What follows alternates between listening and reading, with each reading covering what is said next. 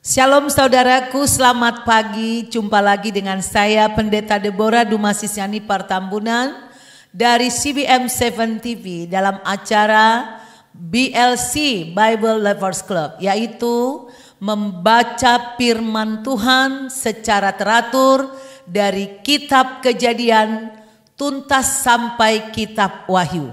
Hari ini kita masuk dalam pembacaan Kejadian 34. Sebelum kita membaca, mari kita berdoa terlebih dahulu. Terpujilah Engkau Bapa yang telah memberkati tidur kami sepanjang malam ini. Bila kami boleh bangun di pagi ini Tuhan, hanya oleh anugerah-Mu kami bersyukur. Dan kami rindu Tuhan menikmati firman-Mu yang lezat. Karena kami tahu tanpa firman-Mu kami lemah, tanpa firman-Mu jalan kami bisa tersesat. Urapilah kami agar kami mampu membaca, mendengar, memperhatikan, mengingat dan melakukan firman-Mu. Kami percaya berkat Tuhan bersama kami sehingga firman ini dapat kami pahami. Dalam nama Tuhan Yesus kami sambut firman Tuhan. Mari yang percaya katakan amin. Kejadian pasal 34 ayat 1 sampai 31. Judul perikopnya adalah Dina dan Sikem. Ayat 1. Pada suatu kali pergilah Dina anak perempuan Lea yang dilahirkannya bagi Yakub mengunjungi perempuan-perempuan di negeri itu. Ketika itu terlihatlah ia oleh Sikem anak Hemor, orang Hewi, raja negeri itu.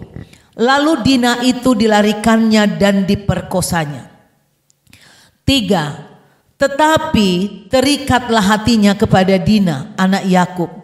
Ia cinta kepada gadis itu lalu menenangkan hati gadis itu. 4. Sebab itu berkatalah Sikem kepada Hemor ayahnya, ambillah bagiku gadis ini untuk menjadi istriku. 5. Kedengaranlah kepada Yakub bahwa Sikem mencemari Dina. Tetapi anak-anaknya ada di padang menjaga ternaknya. Jadi Yakub mendiamkan soal itu sampai mereka pulang. 6. Lalu Hemor ayah Sikem pergi mendapatkan Yakub untuk berbicara dengan dia. 7. Sementara itu anak-anak Yakub pulang dari padang. Dan sesudah mendengar peristiwa itu orang-orang ini sakit hati dan sangat marah. Karena Sikem telah berbuat noda di antara orang Israel dengan memperkosa anak perempuan Yakub, sebab yang demikian itu tidak patut dilakukan. 8. Berbicaralah Hemor kepada mereka itu, hati Sikem anakku mengingini anakmu, kiranya kamu memberikan dia kepadanya menjadi istrinya. 9. Dan biarlah kita mengambil, berikanlah gadis-gadis kamu kepada kami dan ambillah gadis-gadis kami. 10. Tinggallah pada kami, negeri ini terbuka untuk kamu. Tinggallah di sini, jalanilah negeri ini dengan bebas dan menetaplah di sini. 11. Lalu Sikem berkata kepada ayah anak itu dan kepada kakak-kakaknya, biarlah kiranya aku mendapat kasihmu. Aku akan memberikan kepadamu apa yang kamu minta. 12. Walaupun kamu bebankan kepadaku uang jujuran dan uang mahar seberapa banyak pun, aku akan memberikan apa yang kamu minta. Tetapi berilah gadis itu kepadaku menjadi istriku. 13. Lalu anak-anak Yakub menjawab Sikem dan Hemor ayahnya dengan tipu muslihat, karena Sikem telah mencemari Dina, adik mereka itu. 14. Berkatalah mereka kepada kedua orang itu, kami tidak dapat berbuat demikian, memberikan adik kami kepada seorang laki-laki yang tidak bersunat, sebab hal itu aib bagi kami. 15. Hanyalah dengan syarat ini kami dapat menyetujui permintaanmu. Kamu harus sama seperti kami, yaitu setiap laki-laki di antara kamu harus disunat. 16. Barulah kami akan memberikan gadis-gadis kami kepada kamu dan mengambil gadis-gadis kamu. maka kami akan tinggal padamu dan kita akan menjadi satu bangsa. 17. Tetapi jika kamu tidak mendengarkan perkataan kami dan kamu tidak disunat, maka kami akan mengambil kembali anak itu lalu pergi. 18. Lalu Hemor dan Sikem anak Hemor menyetujui usul itu. Dan 19. Dan orang muda itu tidak bertangguh melakukannya, sebab ia suka kepada anak Yakub. Lagi pula ia seorang yang paling dihormati di antara seluruh kaum keluarganya. 20. Lalu pergilah Hemor dan Sikem anaknya itu ke pintu gerbang kota mereka, dan mereka berbicara kepada penduduk kota itu. Orang-orang itu mau hidup damai dengan kita. Biarlah mereka tinggal di negeri ini dan menjalaninya dengan bebas. Bukankah negeri ini cukup luas untuk mereka? Maka kita dapat mengambil gadis-gadis mereka menjadi istri kita, dan kita dapat memberikan gadis-gadis kita kepada mereka. 22. Namun hanya dengan syarat ini, orang-orang itu setuju tinggal bersama dengan kita, sehingga kita menjadi satu bangsa, yaitu setiap laki-laki di antara kita harus disunat seperti mereka bersunat. 23. Ternak mereka, harta benda mereka, dan segala hewan mereka, bukankah semuanya itu akan menjadi milik kita? Hanya biarlah kita menyetujui permintaan mereka, sehingga mereka tetap tinggal pada kita. 24. Maka usul Hemor dan Sikem anaknya itu didengarkan oleh semua orang yang datang berkumpul di pintu gerbang kota itu. Lalu disunatlah setiap laki-laki, yakni setiap orang dewasa di kota itu.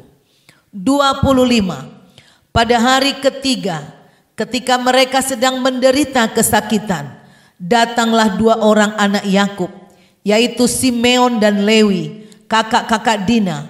Setelah masing-masing mengambil pedangnya, menyerang kota itu dengan tidak takut-takut, serta membunuh setiap laki-laki. 26. Juga Hemor dan Sikem anaknya dibunuh mereka dengan mata pedang, dan mereka mengambil Dina dari rumah Sikem lalu pergi. 27. Kemudian datanglah anak-anak Yakub merampasi orang-orang yang terbunuh itu, lalu menjarah kota itu, karena adik mereka telah dicemari. 28. Kambing dombanya dan lembu sapinya, keledainya dan segala yang di dalam dan di luar kota itu dibawa mereka. 29. Segala kekayaannya, semua anaknya dan perempuannya ditawan dan dijarah mereka, juga seluruhnya yang ada di rumah-rumah. 30. Yakub berkata kepada Simeon dan Lewi, kamu telah mencelakakan aku dengan membusukkan namaku kepada penduduk negeri ini, kepada orang Kanaan dan orang Feris, padahal kita ini hanya sedikit jumlahnya. Apabila mereka bersekutu melawan kita, tentulah mereka akan memukul kita kalah, dan kita akan dipunahkan, aku beserta seisi rumahku. 31. Tetapi jawab mereka, mengapa adik kita diperlakukannya sebagai seorang perempuan sundal? Demikianlah saudaraku pembacaan firman Tuhan dari kitab Kejadian pasal 34 ayat 1 sampai 31 yang berjudul Dina dan Sikem. Saudaraku, di 2 Timoteus 3 ayat 16 sampai 17 berkata, segala tulisan yang diilhamkan Tuhan itu memang bermanfaat untuk mengajar, bermanfaat untuk menyatakan kesalahan, bermanfaat untuk memperbaiki kelakuan, untuk mendidik orang dalam kebenaran.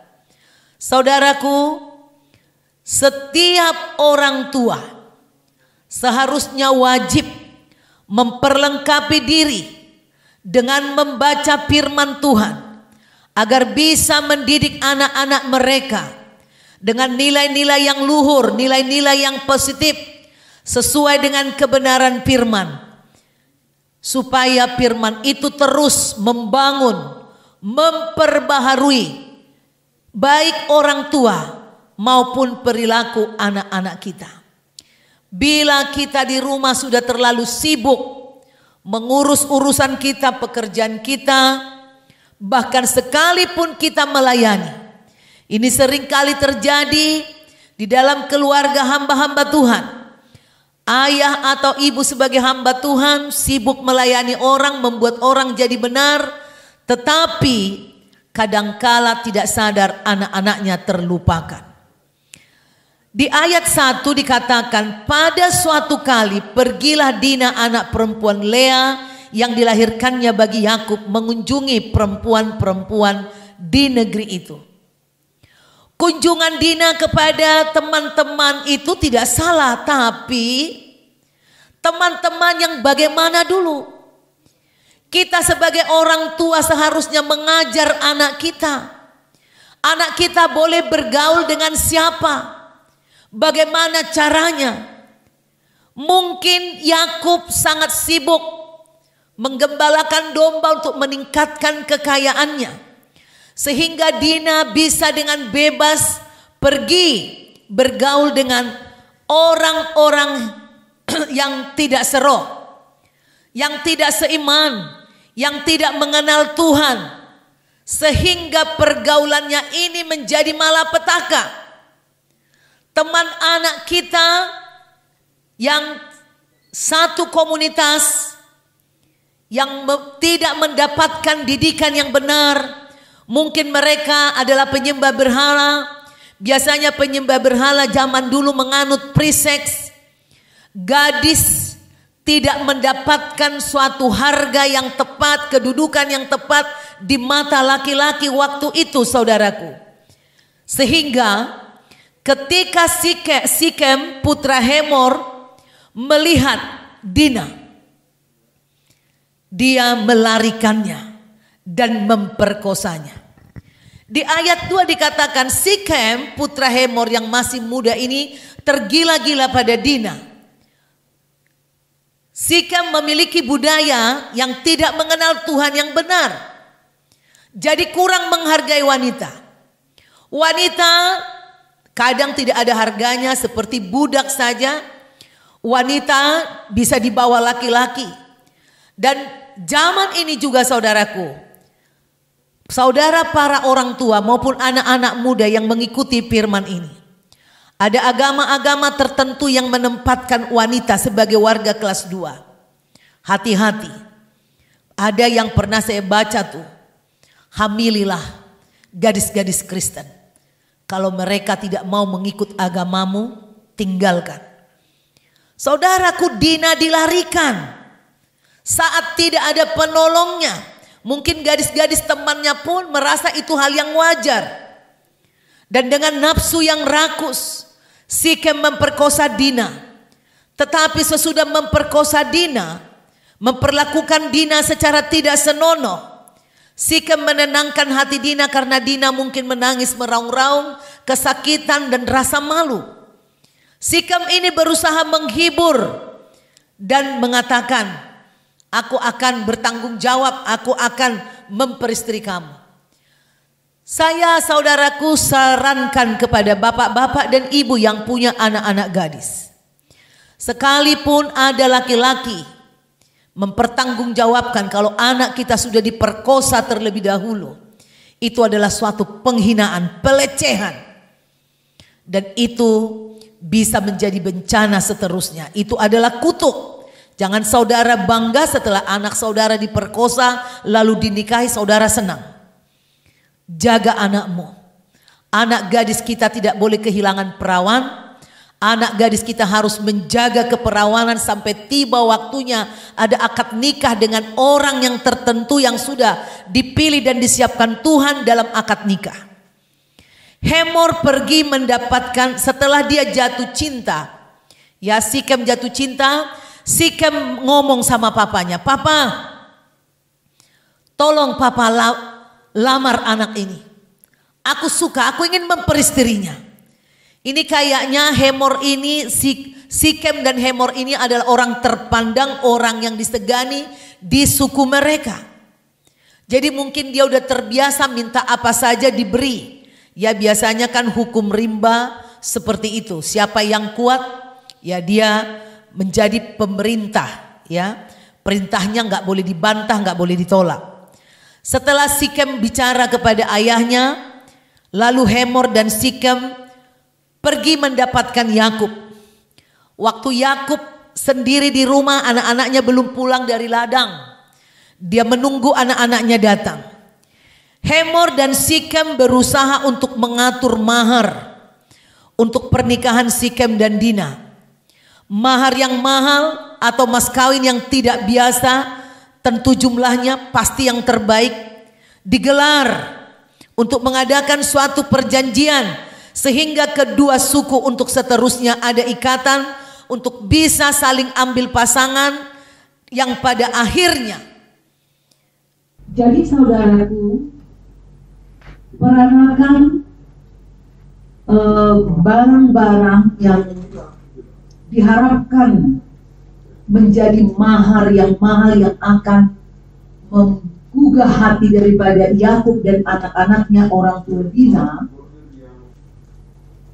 yang bisa menjadi jebakan iblis buat Yakub dan anak-anaknya, sehingga dalam pernikahan kebebasan saling bisa ambil pasangan dari suku Hewi ke suku Israel akan membuat pengenalan akan Tuhan akan menjadi luntur.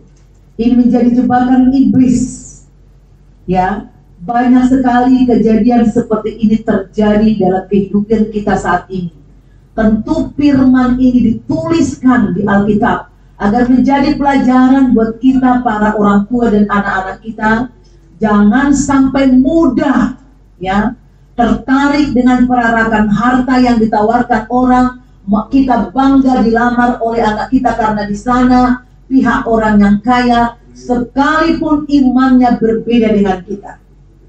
Hati-hati, orang-orang yang tidak seiman bisa menyeret keturunan orang benar kepada penyembahan berhala yang dipercayai seperti orang Hemor ini. Di ayat 14 sampai 17 saudaraku, anak-anak Yakub sudah sangat marah karena adik mereka diperkosa. Caranya mengambil Dina itu adalah suatu penghinaan buat anak-anak Yakub. Dengan memperkosa adiknya berarti mereka tidak dihargai. Adiknya tidak dihargai. Tentu mereka juga pasti tahu mereka bukan penyembah Tuhan. Mereka tidak mau mundur, tapi mereka berpura-pura setuju.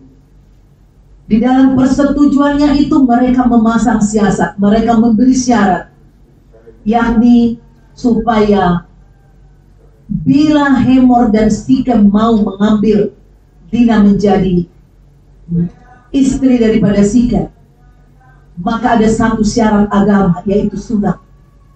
Sunat dulu dirimu dan seluruh sukumu, maka kami akan serahkan anak kami Dina, dan kami pun akan mau berkawin dengan sukumu.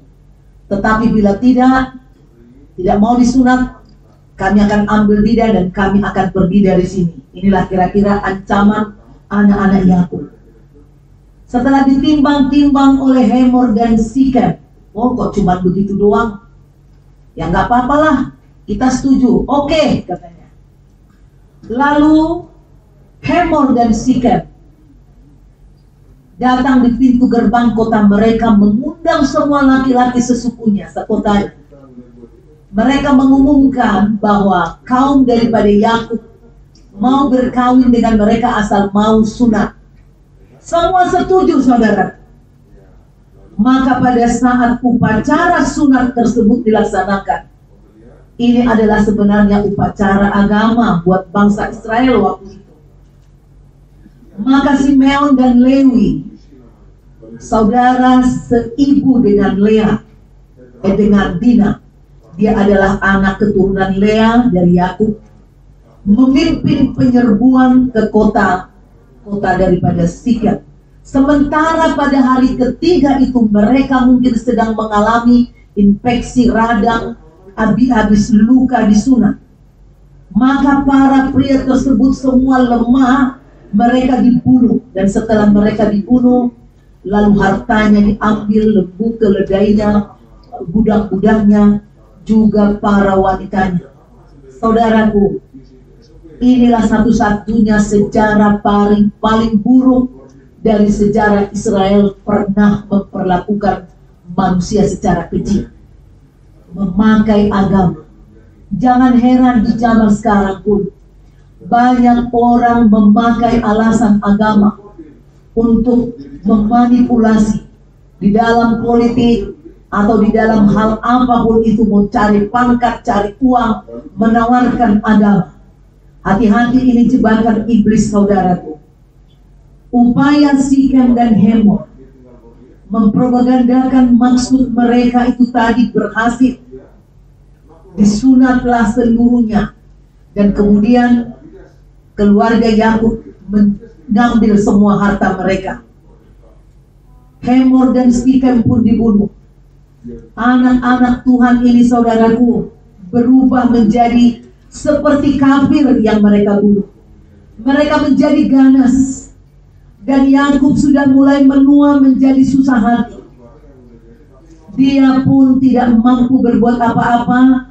Dia hanya memperingatkan anak-anaknya bahwa tindakan anak-anaknya akan membuat mereka sulit. Yakub hanya berpikir untuk keamanannya. Kita melihat, saudaraku, peristiwa Dina dan Sikem, di mana kehormatan Tuhan telah ditunjukkan anak-anak Tuhan secara buruk. Anak-anak Tuhan tidak menjadi teladan di dalam beragama. Yakub, tapi suaranya tolong ya Pak, masuk ke rekaman. Sebentar, 2 menit lagi.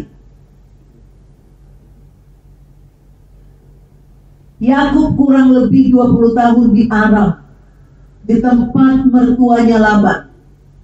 Dan 10 tahun sudah ada di tanah Kanaan waktu itu, saudaraku. Tapi dia masih terus sibuk ngumpulin harta. Banyak orang-orang Kristen sampai matinya sibuk ngumpulin harta, tidak terlalu peduli dengan urusan keluarganya, urusan anaknya mau jadi apa, seperti apa terserah. Dia hanya sibuk mengumpulkan uang.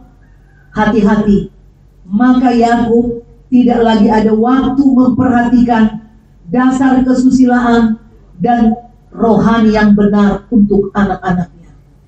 Semua harta yang kita kumpulkan ini akhirnya kita tinggalkan. Tidak ada satupun yang bisa kita bawa mati, saudara. Tetapi rohani yang kau tanam, norma-norma hidup yang baik yang kau tanam kepada anak cucumu, itu akan terus berkembang. Dan Tuhan menghendaki kita melakukan itu bagi anak cucu kita. Harta memang penting, tapi jauh lebih penting kekayaan rohani. Jika engkau memiliki harta, tapi imanmu bobrok, rohanimu bobrok, maka itu semua bisa habis. Masuk ke rumah pelacuran, ke rumah bordil, ke hal-hal yang tidak benar. Anak-anak kita, saya banyak lihat karena pergaulan, anak-anak masuk ke rumah bordil bukan karena dia miskin, minum-minum, mabuk-mabuk, pakai narkoba, bukan karena kekurangan, tapi karena salah bergaul. Jangan pernah bosan memperingatkan anakmu. Meskipun kadangkala anak kita menentang kita, menunjukkan wajah yang tidak senang kepada kita kalau kita melarang mereka. Tetapi sebagai orang tua, engkau harus menguatkan imanmu, bergaul dengan ketat dengan Tuhan, supaya ada wibawa dari sorga di matamu, sehingga ketika engkau menasehati anakmu, meskipun anak tidak suka, dia akan tunduk. Saudaraku, hanya Tuhan yang bisa mengubah hati anak-anak kita. Hanya Tuhan yang menjadi sumber hikmat kebijaksanaan bagi kita, memberi kita wibawa supaya nasihat kita didengar anak-anak kita. Saudaraku, bila ada di antara saudara yang sedang mengalami pergumulan di dalam mendidik anak, ambil doa puasa, baca firman ini, katakan ini kepada anak-anakmu, supaya mereka tahu bahwa Tuhan tidak menghendaki kita bergaul terlalu bebas dengan orang-orang yang tidak seiman. Mari kita berdoa. Terima kasih ya Bapa di surga. Kami bersyukur untuk firman yang Kau tuliskan di kitab Kejadian 34, supaya menjadi pelajaran bagi kami dan anak-anak kami, secara khusus anak perempuan kami Tuhan, supaya anak-anak perempuan kami tidak berjalan bebas, mampu menjaga diri dengan benar, ada roh takut akan Tuhan.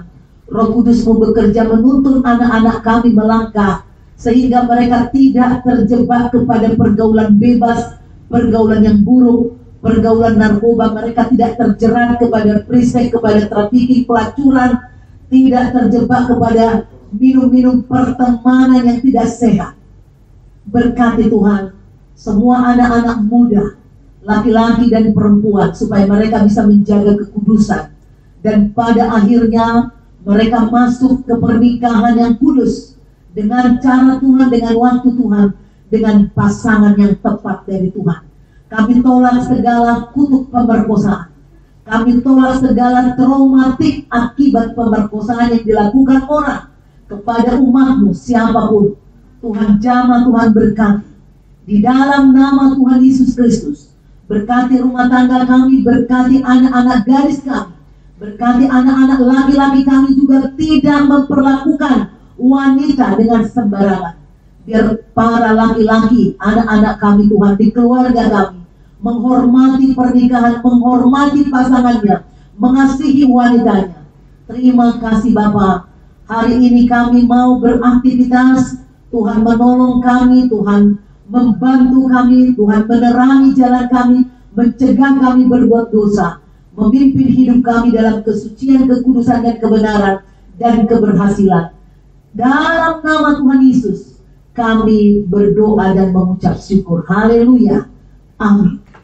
Saudaraku, bila saudara terberkati dengan firman ini, mari saudara buka kembali di YouTube, klik CBM 7 TV atau CBM 7 TV, dan saudara subscribe bagi yang belum, like, dan bagikanlah kepada orang lain. Ambil bagian memberitakan Injil kepada keluargamu, supaya firman ini didengar setiap hari. Boleh dengar pagi, boleh dengar malam, boleh dengar siang. Seumur hidupmu kau bisa mengulang-ulang membaca satu pasal setiap hari, sehingga saudara tamat membacanya dan paham apa tujuan firman ini. Dalam nama Tuhan Yesus, sampai jumpa kita besok pagi kembali. God bless you.